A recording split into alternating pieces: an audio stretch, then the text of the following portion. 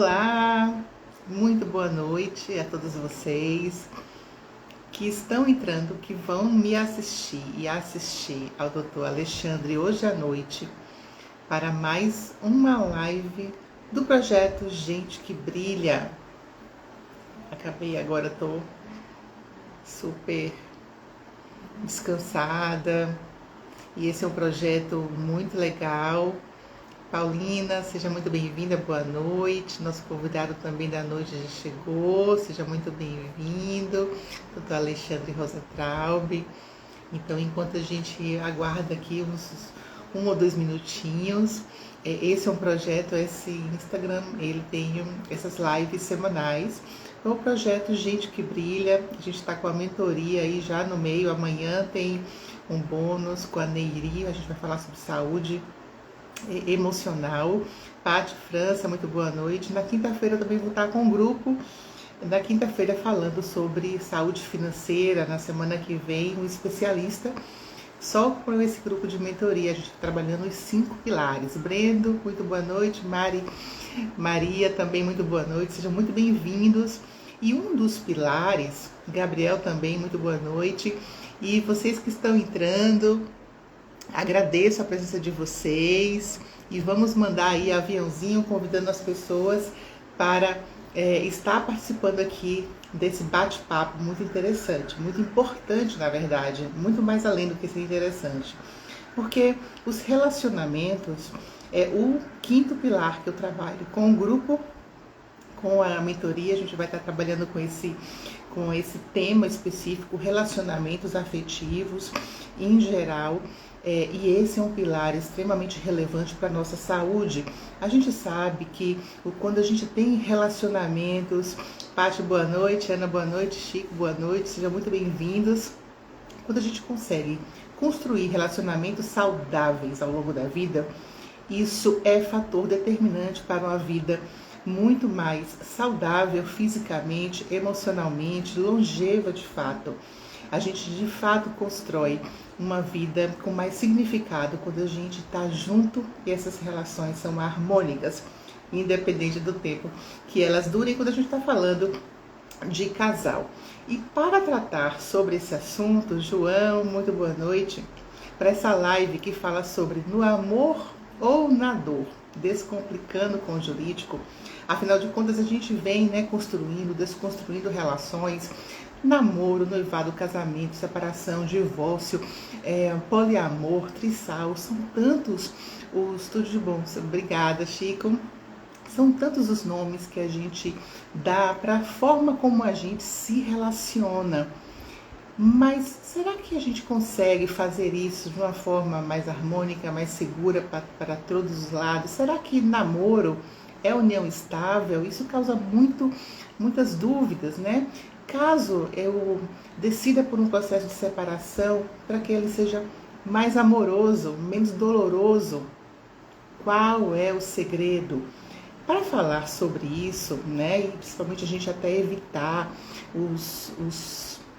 as complicações relacionadas a processos de separação, as violências patrimoniais, eu chamei um convidado muito especial, muito querido, o Dr. Alexandre Rosentraub. Ele é especialista em direito civil e todas as suas sub-áreas, com mais de 25 anos de experiência, formado em 99 pela PUC de São Paulo.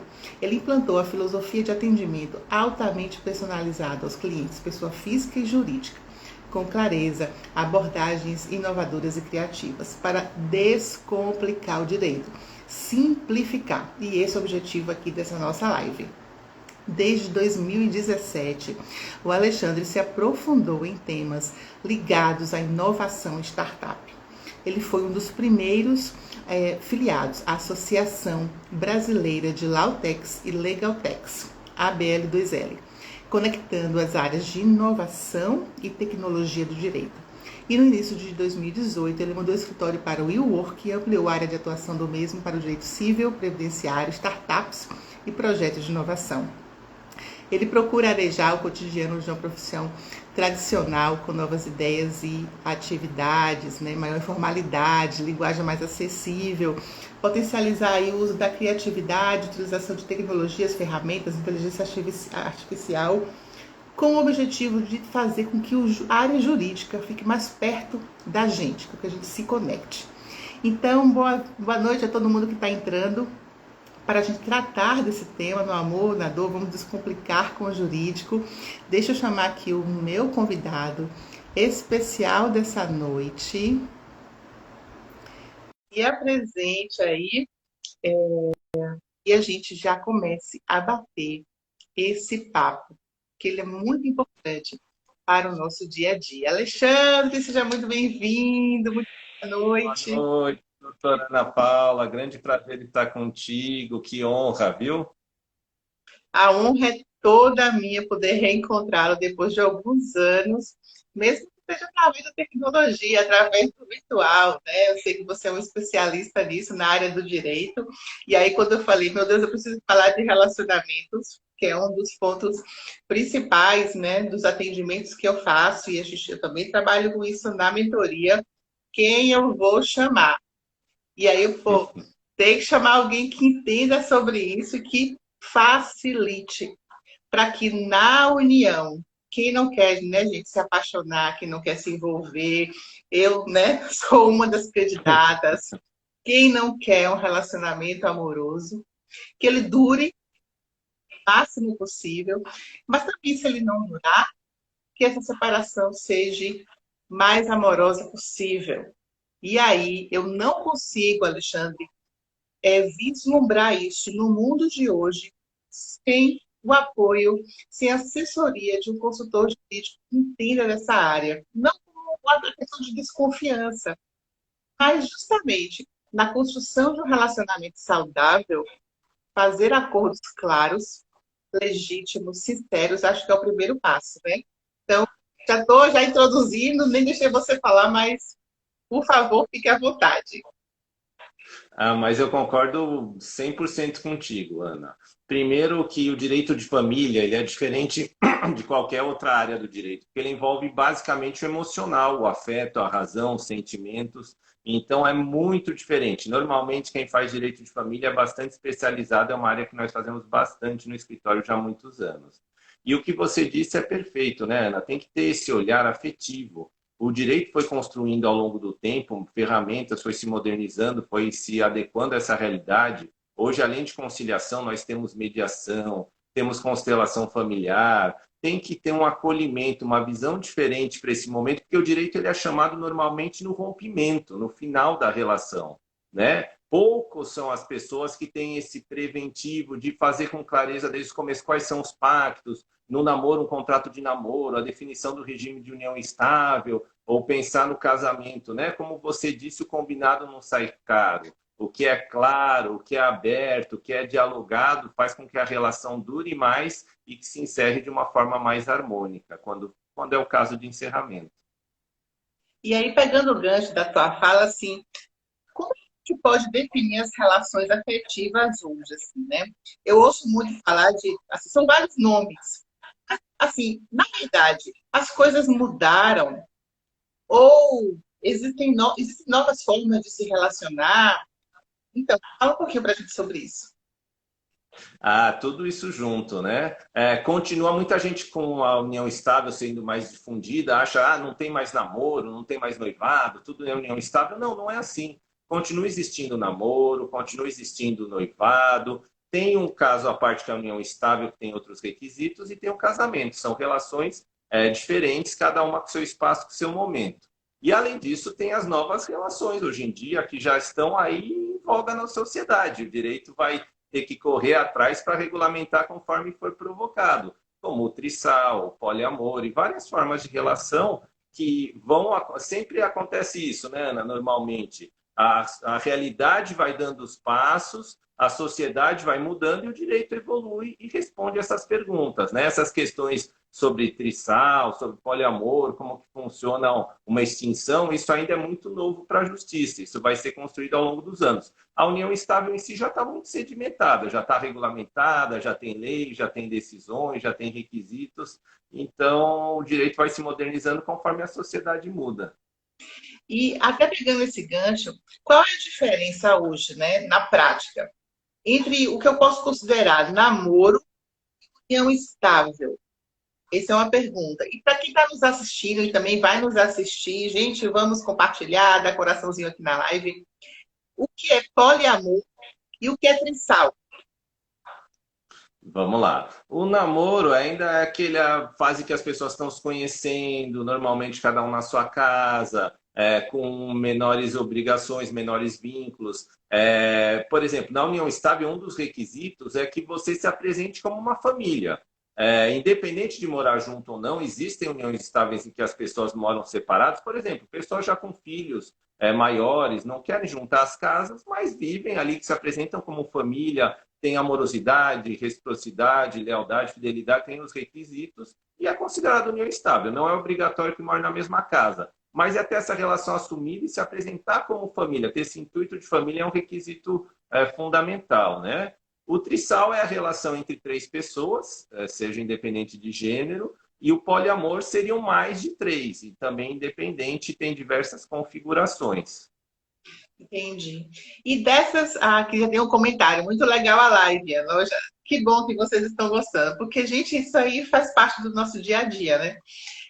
Dessas relações, desses modelos, né? Namoro, noivado, morar junto, experiência, você acredita que merece esse olhar amoroso, cuidadoso, a gente fazer os acordos e como é que isso é na prática mesmo, né? Para quem está nos assistindo.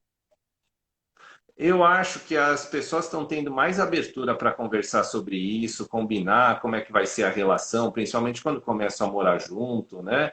Vamos ter conta conjunta, não vamos? Como é que vai ser a construção de patrimônio? Mas poucas pessoas ainda proporcionalmente levam esse diálogo para o jurídico, que o jurídico é aquilo que você falou, é um assessor, é alguém para ajudar, para colaborar com essa clareza, né? Então, previamente, procurar um advogado e falar, tem gente que procura até no namoro, fala, olha, eu quero fazer um contrato de namoro. Mas normalmente é quando é alguém muito bem de vida, quer proteger patrimônio. Mas numa união estável, por exemplo, né, funciona como casamento. Se você não fala nada, é comunhão parcial de bens. Se você quiser de outra forma, comunhão total ou separação total, você tem que fazer um documento, uma escritura pública ali, por exemplo. Pouquíssima gente, pouquíssimas pessoas, pouca gente faz essa escritura ou realmente se preocupa em documentar isso. Isso lá na frente muitas vezes faz falta. Primeiro porque alguém se sente lesado que combinou algo lá atrás, não ficou documentado e o outro não cumpre. Ou até quando um deles falta e não documentou, aí tem que entrar com uma ação, às vezes, para comprovar aquilo que não foi para o papel. E como você disse, né, Ana, com clareza, com amorosidade, se colocam ali as questões na prática e isso caminha. Em outros países isso é muito mais difundido que no Brasil. Então, quando a gente está namorando, você aconselha que as pessoas procurem fazer esse contrato? Eu já vou até emendar uma pergunta. Quando o parceiro namorado é da Reponcano, pelo que eu entendi aqui. Quando o parceiro namorado começa a ter direito, quando é que o parceiro ou namorado começa a ter direito aos bens dos outros? São duas perguntas, tá certo? E a gente já Sim, deve. tá. Não, assim, teoricamente, veja só, o namoro ele é diferente da união estável. Então, no namoro não gera relações patrimoniais, é só uma relação amorosa afetiva. Come- Começa a ter direito quando realmente se caracteriza a união estável. Nesse momento em diante, de quando é caracterizada, ou você declara união estável, ou de fato ela acontece, você teria essa comunhão parcial de bens, que é dali para frente tudo que se constrói é meio a meio. Né? Então, no namoro, normalmente não é usual fazer um contrato, é uma fase prévia. Normalmente as pessoas fazem ou a definição do regime quando vão casar, ou na união estável. E aí, assim, esse processo entre o namoro e a união estável, ele é um processo que vai se desenvolvendo, né? Assim, eu não decido, é diferente de antigamente, quando a gente morava na casa dos pais, vou casar e aí eu saio de casa, né? Então, de repente eu me descubro morando junto. E aí, Uhum. meu Deus, eu tenho que oficializar essa união. E aí, nesse meio tempo, de repente, já aconteceram algumas coisas. Como que o direito interpreta isso, entendeu? Do ponto de vista prático. Eu já estou, sei lá, há 6 meses morando junto. Como é que eu organizo esse meu passado para não correr o risco se no futuro acontecer uma dissolução e reduzir o risco de dano?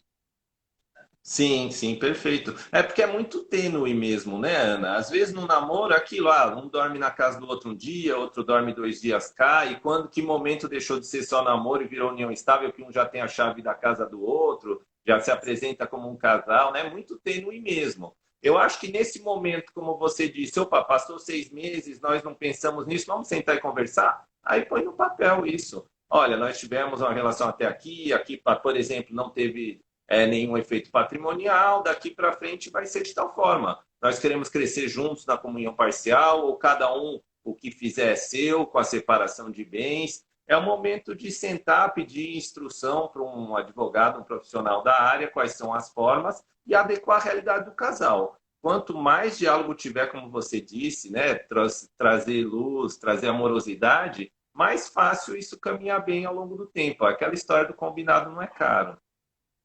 Perfeito. E considerando essas novas relações, né? O poliamor, o trisal, como é que o direito hoje tem visto isso?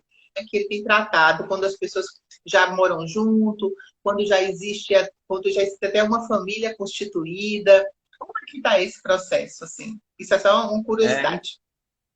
isso é uma discussão ainda, de certa forma, podemos dizer, não definida, ainda de certa forma incipiente, né? Porque vai caso a caso. Por exemplo, pode ser um trisal que tem filhos, mais de um filho, não tem filho, né? A coisa vai indo conforme o caso mesmo. Aí é uma questão que a gente fala de provas, é trazer as provas aos autos e ver como se adequa àquela relação. Até tem uma história curiosa, né? Como o direito vai atrás da realidade. Há alguns anos eu fui procurado por um casal, duas mulheres que moravam juntas há alguns anos, inclusive tinham declaração de união estável e tudo, e resolveram engravidar. E foi feita a fertilização de uma das parceiras com o óvulo da outra. Só que quando a bebê nasceu, era uma menina, só seria registrada em nome da mãe de quem deu à luz. E aí nós entramos com uma ação, foi a primeira sentença nesse sentido no Brasil, para que fosse registrado como duas mães, e em vez de avós paternos e avós maternos, só avós. E de lá para cá isso virou comum e já aconteceu muitas vezes, né? Aí a psicologia que vai dizer mais na frente como as coisas se avançam, se adequam. Mas no direito, você vê, o direito se adequou a essa nova realidade, a fertilização in vitro, as uniões homoafetivas e já deu uma resposta. Esse caso hoje já é comum. Então, o caminho é que daqui a um tempo, o trisal, poliamor também tem uma regulamentação mais clara. Tem aqui o comentário, peraí. A Lari. O direito sistêmico trata muito disso, para resolver da melhor forma no diálogo. Que demais, legal. É, ok, entendi. É uma coisa que o direito vai caminhando com a gente. E aí, qual é a diferença? E eu não sei se existem outros regimes, não sei se é esse termo, regime jurídico, mas não sei. E, é, separação total de bens, separação parcial de bens, não sei se existem outros, e se existe um modelo ideal, ou isso cada casal define o seu. Isso é caso a caso, e também, mais uma vez, olha como as leis e o direito vão evoluindo conforme a sociedade muda. Até 1977, o regime padrão era comunhão total de bens. Tudo que tinha, não importa em nome de quem estivesse, era dos dois. Até porque nós tínhamos aquele modelo tradicional que o homem trabalhava e a mulher cuidava da casa e da família. E se não tivesse essa comunhão total, quer dizer, o homem ia construir o patrimônio, a mulher poderia, no final, ser muito prejudicada, né? E de 77 para cá, não. O padrão passou a ser comunhão parcial. que é aquele regime que, assim, quando você casou, o que você tinha até casar é só seu. Dali para frente, tudo que é construído é dividido entre o casal. Esse é o padrão. Se ninguém falar nada na hora de fazer uma união estável, o casamento vai ser esse regime que a lei determina. Agora, as pessoas podem escolher ou separação total, que cada um é dono de tudo que produz, ou comunhão total, como era até 77, que tudo se divide entre os dois. São os três regimes. Tem um quarto que chama participação final em aquestos, mas é raríssimo. Se vê 1 em 1 milhão, não se usa. Basicamente, são esses três, sendo a comunhão parcial o padrão. E quando a gente opta por essa comunhão parcial, mesmo que uma das partes não contribua com nada, né, se não seja o provedor, às vezes a gente vê isso, poxa, mas fui eu que lutei, fui eu que contribuí, fui eu que paguei. Tem que existir o entendimento que depois dessa união é dividido proporcionalmente, não é isso? Certíssimo, Ana, exatamente isso. O que tinha até a união continua sendo de cada um. A princípio, a herança que cada um recebe também não se comunica, mas tudo que é adquirido de forma onerosa depois do casamento pertence 50-50, independente de quem adquiriu. Até porque tem muito aquele raciocínio que, sendo um casal, unindo esforços, independente de quem está ganhando mais ou ganhando menos, um está apoiando o outro, um está ajudando de uma forma, um está ganhando um salário maior, outro está cuidando mais da casa e da família, e está contribuindo, apoiando. Então, o raciocínio é esse mesmo. Tudo que vem depois do casamento seria meio a meio. Até porque hoje, né, Ana, mais uma vez, a sociedade mudou. Hoje você tem homens que ficam em casa enquanto as mulheres fazem uma carreira executiva. Você tem homens que preferem cuidar dos filhos e estar mais próximos, então fazem um home office. Então não tem mais só aquele modelo que a gente tinha antigamente, o homem ganha mais e a mulher menos, não. Eu acho que a coisa está tendendo a um equilíbrio, espero eu, né, que as mulheres possam chegar lá e ser reconhecidas e ganhar proporcionalmente, em muitos casos mais, como várias executivas que eu conheço hoje, a coisa inverte. Eu já tive casos no escritório de guarda que fica mais tempo com o pai na separação do que com a mãe, porque a mãe tem menos tempo disponível, porque trabalha mais. Então a sociedade vai mudando. Mas, a princípio, voltando à sua pergunta, depois do casamento, nesse regime é meio a meio. E pegando o gancho, a partir até de um caso real, houve uma união estável e na verdade, e a mulher, ela tinha um bem que era dela, ela vendeu esse bem para comprar um outro onde eles foram morar. Então, assim, aqui é a data da união estável, certo? Aqui é antes. Certo. Antes eles eram namorados. Ela tinha um bem, um imóvel. Vendeu esse imóvel para comprar um outro imóvel, que mudou de cidade. E aí, eles passaram a morar juntos. Certo. Separação, essa pessoa solicitou 50% desse bem. Existe uma forma, se tivesse havido um contrato, ter protegido esse bem, já que esse bem era originalmente dessa pessoa, entende? Sim, perfeitamente. Tem duas formas. Uma poderia ser declarado por algum escrito, uma escritura de união estável, qualquer coisa assim, que esse imóvel seria só de quem já era dono. Mas mesmo assim, como no regime da comunhão parcial, o que você tem antes do casamento é só seu, se você vende, vamos dar um exemplo para ficar mais claro, um imóvel de 100 mil reais e compra com 100 mil reais outro imóvel, teoricamente esse imóvel continua sendo só seu, porque ele é em substituição àquele que já era antes do casamento. E aí esse outro que está pleiteando essa metade não ganharia. Mas aí tem toda essa discussão. Por exemplo, se vende um de 100 e compra um de 200, aí o companheiro vai dizer, não, esse 100 a mais eu tenho direito. Mas se é meramente uma substituição, um bem pelo outro, teoricamente não se comunica com o companheiro. Aí vai ter que ter tipo um bom senso do juiz para definir esse percentual, esse valor a mais, né? Tipo, era 100, aí eu comprei por 120. Porque às vezes é só um pouquinho que o fundo de garantia, gente, enfim, lá e cobre, né? Então, sim. a não ser que seja um valor muito grande, né? Que aí, de fato, pô, você vendeu por 100 e comprou por 500, aí realmente é uma coisa que...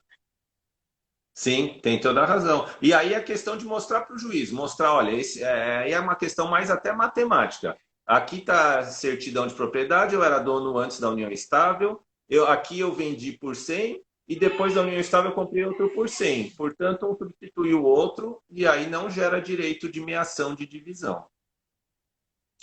Pois é, e eu introduzi esse assunto, gente, porque o Brasil bateu recorde do número de divórcios em 2020, no segundo semestre de 2020, ao contrário dos casamentos que tem ao longo dos anos caído, né? Então a gente tem, os brasileiros têm se separado mais. É claro que a pandemia, a gente sabe de casais que se fortaleceram muito, mas a gente sabe de muitos casais, independente de serem casais heteroafetivos ou homoafetivos, mas que dissolveram as suas uniões, principalmente 2019, 2020, foi um boom, seja pelos conflitos, pelo isolamento, por estarem mais próximos, mas o fato é que a separação é uma realidade, né? A geração lá do Baby Boomers, elas ficavam,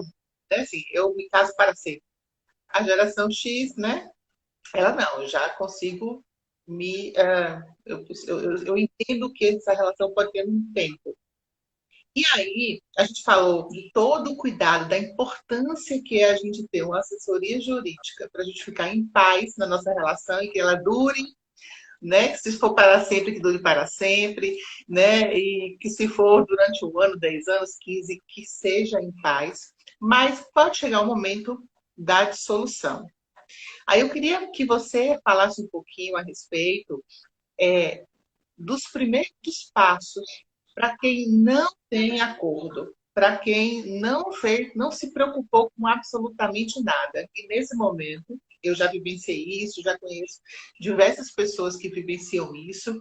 É um momento de muita tensão, de muito sofrimento, de muita perda, de um luto enorme Uhum. que ainda tem que administrar. Seja, gente, uma pequena coisinha que você guardou, né? Eu estou falando de mulheres ou de homens, né? Outros, né? Patrimônios maiores. Mas qual é a. E tem a outra pergunta que gostaria já de emendar da nossa audiência. Para assegurar meus bens, o que é mais aconselhável juridicamente? União estável ou casamento? Vamos lá, vou começar por essa última. União estável casamento, na verdade, não faz diferença, porque em qualquer uma das duas opções você pode escolher o regime de bens, que pode ser comunhão parcial, comunhão total, separação total. Então, na união estável, se quer proteger os bens, recomendo que faça a escritura e defina qual o regime de bens. Mas qualquer uma das duas você pode ter os mesmos efeitos.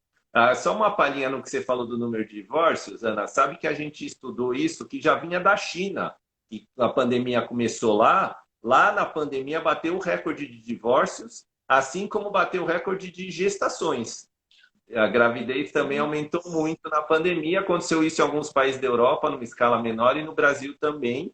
Eu acho que pela pandemia, como você falou, mas eu acho que também porque tem uma geração que tem esse lado de vou seguir em frente, mas às vezes muito rápido. Então também não quer tentar muito. Não deu, não deu, vamos em frente e acabou, segue a vida, né?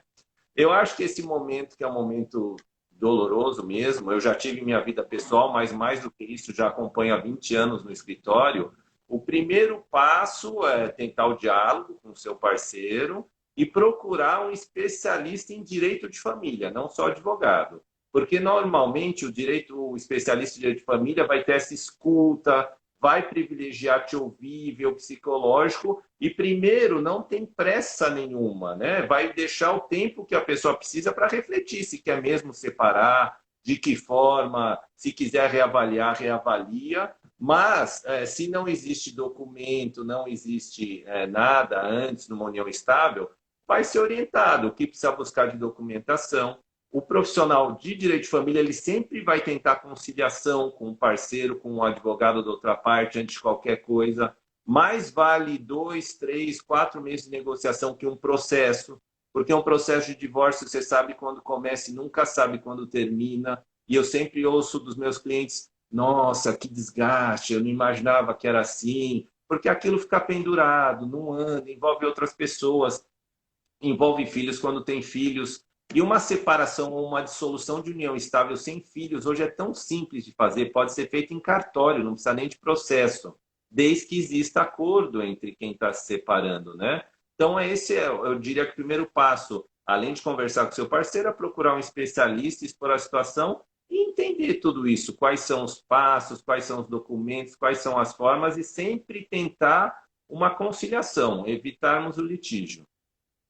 Entendi. E aí, uma vez que a pessoa fez esse acordo, a separação, ela está tranquila, segura, é uma dor de cabeça a menos?